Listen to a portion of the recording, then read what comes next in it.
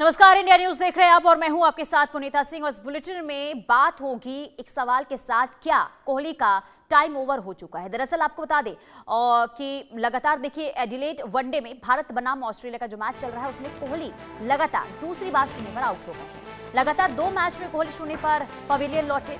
Perth one day में भी कोहली 0 पर आउट हुए थे और एक बार फिर से शून्य पर आउट हो गए हैं। ऐसे में उनके फैंस जो हैं वो काफी निराश नजर आ रहे हैं। पर्थ वनडे में भी कोहली जो है उनका प्रदर्शन काफी अच्छा नहीं था और शून्य पर वो पवेलियन लौट गए थे और एक बार फिर से पवेलियन शून्य पर लौटे हैं। और लगातार 2 मैच में कोहली का जो प्रदर्शन रहा वो काफी निराशाजनक रहा है। इससे पहले पर्थ वनडे में भी कोहली अच्छा रन स्कोर नहीं बना पाए थे, रन स्कोर क्या शून्य पर ही आउट हो गए थे। और एक बार फिर से स्थिति जो है विराट कोहली को लेकर काफी खराब नजर आई।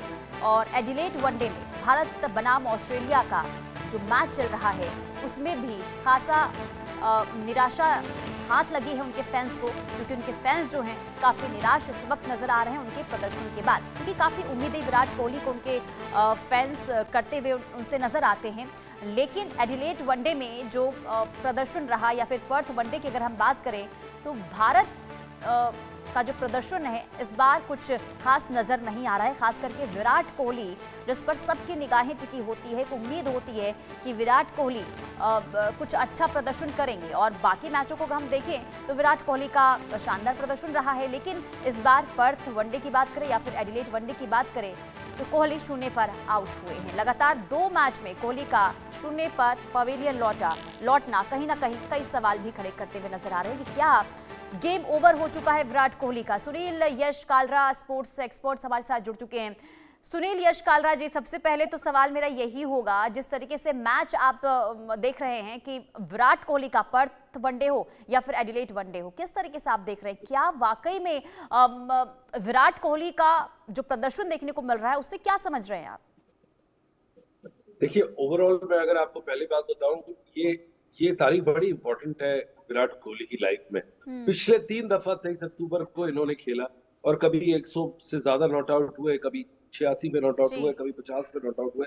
तो हमको एक लग रहा था बात कि ये बहुत बड़ी स्कोर आज मारेंगे। अनफॉर्चुनेटली कभी ये 4 गेंदों पे निकल जाते, कभी 8 गेंदों पे निकल जाते। ऑस्ट्रेलिया का ये तारीख में सबसे गंदा इनका टूर रहा है पूरे करियर में। अगर आप देखें इनकी एवरेज ड्रॉप हो गई है, इनका कॉन्फिडेंस ड्रॉप हो गया और ऊपर से आपके पास वो कोच है जो आपको शुरू से ही आपको पता है आईपीएल टाइम से दोनों की ज्यादा प्यार मोहब्बत नहीं है इनमें। तो विराट कोहली को एक सबक हमें मिलता है, जो मैं कह रहा हूँ कि एक जो प्लेयर है वो कभी गेम से बड़ा नहीं होता। वो गेम को नहीं डिक्टेट कर सकता कि मैं ये फॉर्मेट खेलूंगा या इस तारीख को आऊंगा या उस तारीख को आऊंगा।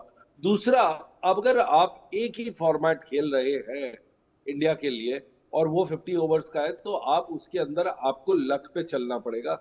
ये कोहली लक बाय चांस पे चल रहे थे। और रोहित शर्मा को भी आप देखो, उन्होंने कोई अभी तक आने के बाद ये उनका दूसरा मैच है, पर वो टाइम लगा रहे हैं, खेल रहे हैं, अपने आप को बिल्कुल सेटल इन कर रहे हैं। तो आई थिंक 2 चीजें बड़ी क्लियर हुई है कि क्रिकेट क्रिकेटर से बड़ा है। दूसरा, अगर आप एक फॉर्मेट खेल रहे हैं तो आप डिक्टेट नहीं कर सकते कि मैं ये करूंगा। और तीसरा, बहुत अहम बात है, आज के इस ओडीआई के बाद यही जाना जाएगा कि कोच बड़ा इंपॉर्टेंट है। पहले इंडिया में स्टार कल्चर बहुत था, सचिन तेंदुलकर, एमएस धोनी, विराट कोहली, रोहित शर्मा। अब वो कल्चर हटके अब कोच कल्चर आएगा। जैसे आप फुटबॉल के अंदर देखते, कोच डिसाइड करेगा कौन कितना बड़ा हो रहा है, कौन कितना बड़ा नहीं हो रहा है। जी। लेकिन क्या वजह मानी जाए कि आखिर टिक क्यों नहीं पा रहे हैं सुनील यश कालरा जी? आखिर विराट कोहली टिक क्यों नहीं पा रहे हैं? इसके पीछे की वजह आप क्या समझते हैं?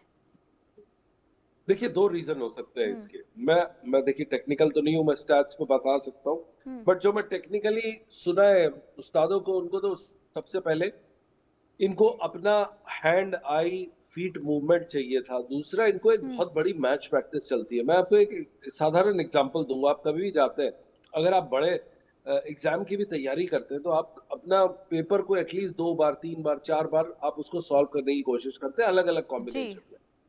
यहाँ पे क्या हो रहा था कि कोहली लंदन में अपने पेरेंटहुड एंजॉय किया था, क्योंकि उन्होंने लिखा कि उनको टाइम चाहिए to become a good parent.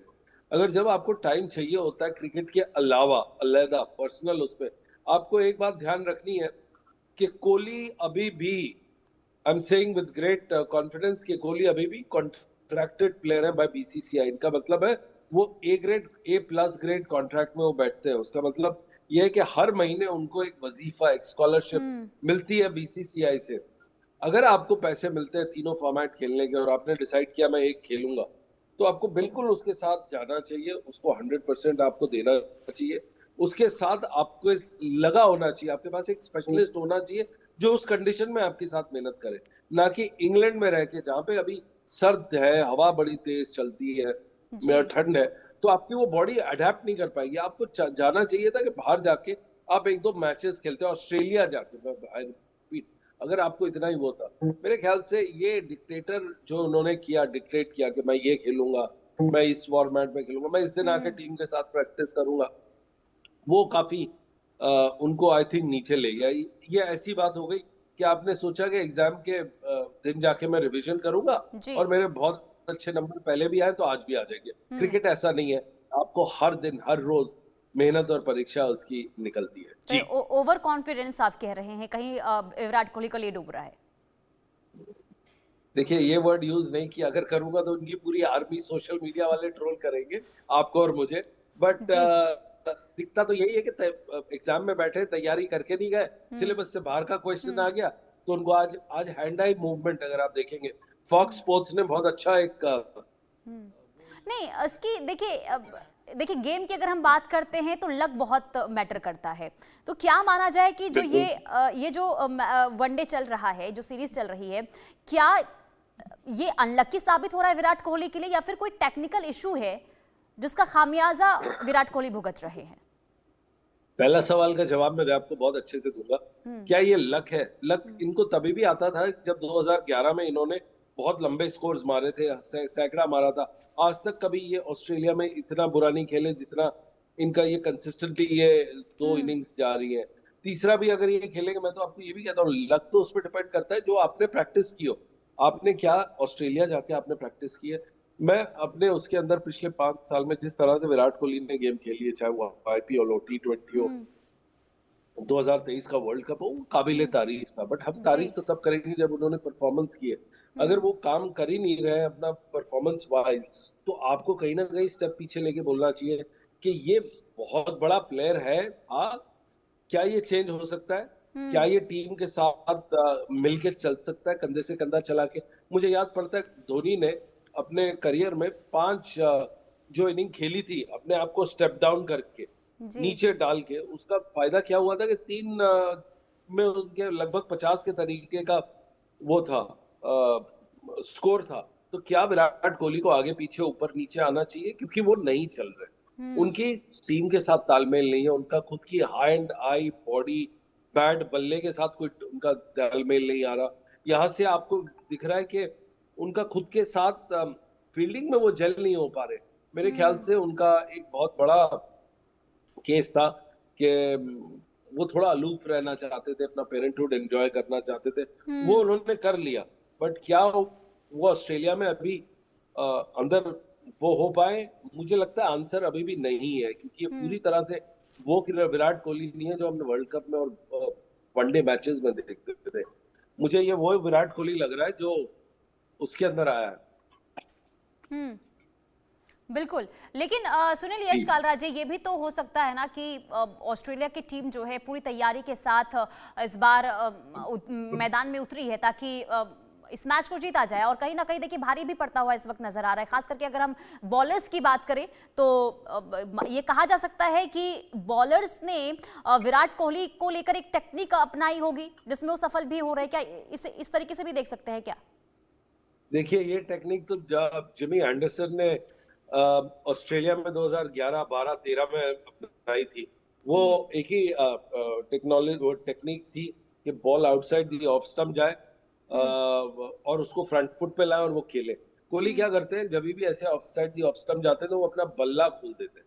बल्ला खोलते हैं तो बॉल हवा में आती है। इंडिया में अगर आप बल्ला खोल देंगे बैट के टच में, तो वो 4 चला जाता है कवर्स और पॉइंट के बीच में से।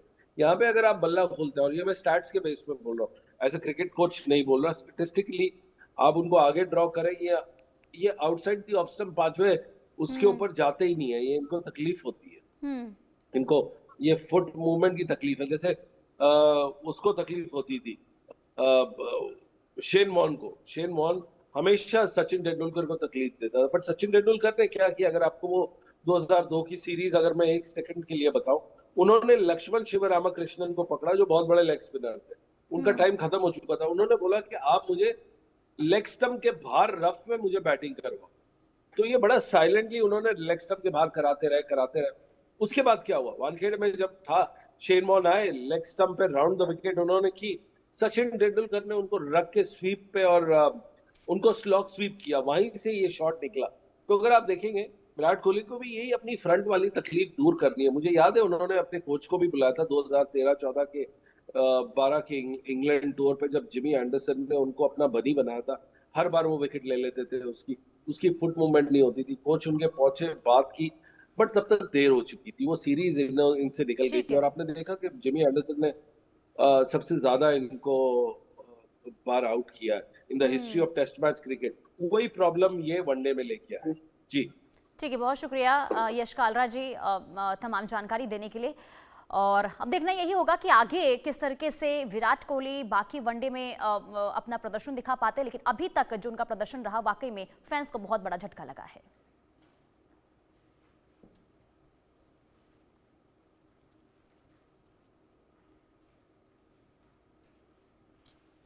चलिए आगे बढ़ते हैं और बात करेंगे दिल्ली एनसीआर की, क्योंकि दिल्ली एनसीआर की जो आबो हवा है वो बेहद ही चिंताजनक स्थिति में पहुंच चुकी है। देखिए, दिल्ली के बाद अब नोएडा की हवा में भी जहर घुलना शुरू हो चुका है। और आपको बता दें कि सुबह दिल्ली के आनंद विहार में एयर क्वालिटी इंडेक्स यानी कि AQI 429 तक पहुंच गया। इससे बेहद गंभीर स्थिति मानी जाती है।